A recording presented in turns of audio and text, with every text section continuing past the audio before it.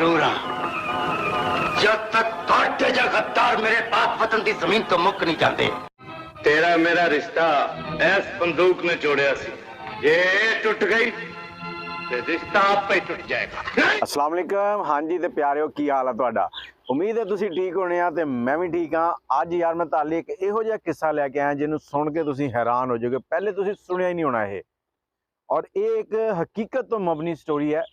यूसुफ खान ते इकबाल हसन, यूसुफ खान इकबाल हसन तुसीं बहुत सुनिया होना कि आपस च बड़ा लड़ते सीगे, बड़ा उन्हां दा रौला ही रहिंदा, जिदों वेखो उन्हां दा कोई ना कोई स्टोरी आई रहिंदी सीगी। लेकिन एक इहो जिहा मामला जिथे दोनों कट्ठे हो गए ते अपनी इज्जत वास्ते लड़े।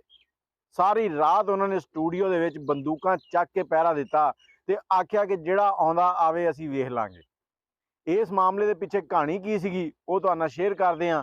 तुसीं मुहम्मद अली ते उन्हां दी बेगम दा नाम ते सुनिया ही होना, बहुत ही अच्छे अदाकार सीगे। अच्छा, वो इंडिया जाते हैं भारत, उत्थे जाके एक फिल्म च काम करते हैं क्लर्क दे विच।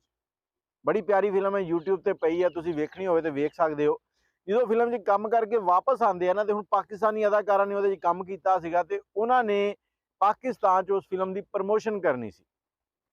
लेकिन इत्थे जो रौला बनिया ना, यूसुफ खान ते इकबाल हसन नूं पता लगा कि उन्हां दी फिल्म की प्रमोशन पाकिस्तान च होण लगी आ ते ये दोनों जिहड़े सीगे इन्हां ने सिर जोड़िया, जोड़ के ते इकट्ठे हो गए। इन्हां ने मशवरा किया कि असीं ये फिल्म जिहड़ी ने इहदी प्रमोशन नहीं होण देनी।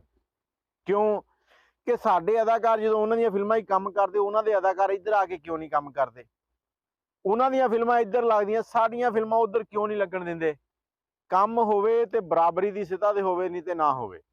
उन्हां दा कहना ये सीगा ते हक वास्ते खड़े सीगे, अपनी इज्जत, अपने पाकिस्तान की इज्जत वास्ते खड़े सीगे।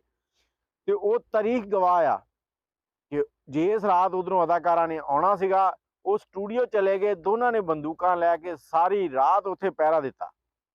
सारी रात पहरा दिता, नाल ये भी ललकारिया कि आ जावे जिहड़ा माई दा लाल आउंदा, अपनी जान अपने माल दा आप जिम्मेदार होएगा जिहड़ा इत्थे वड़ेगा। बस फिर इवें ही होया। उस स्टूडियो दे विच कोई बंदा नहीं वड़िया ते मुहम्मद अली साहब उन्होंने लैके जिहड़े नाल उन्हां दे मेहमान आए सीगे, गवर्नर हाउस चले गए, इधर उधर चले गए, उन्हां दी मेहमान नवाजी की।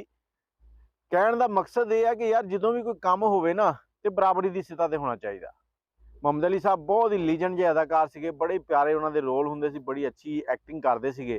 ये कह लो कि उन्हां दी एक्टिंग इस तरह हुंदी सी जिस तरह रियल चीज़ है। लेकिन यह जिहड़ा रौला सी ना, इहदे विच इकबाल हसन ते यूसुफ खान जिहड़े ना दोनों डट गए ते उन्होंने कहा नहीं ना काका, यह काम नहीं होना। हुण तुहानूं ये स्टोरी किवें दी लगी आ, तुसीं इहदे बारे की कहंदे हो? अपनी राय जिहड़ी आ कमेंट 'च जरूर दिओ, आके असीं भी तुहाडी राय जान सकीए। ते इहदे नाल ही मैनूं इजाजत दिओ, चैनल नूं सबसक्राइब कर लो, बैल दा आइकन भी दबा दो। दुआवां याद रखना। अल्लाह हाफिज़।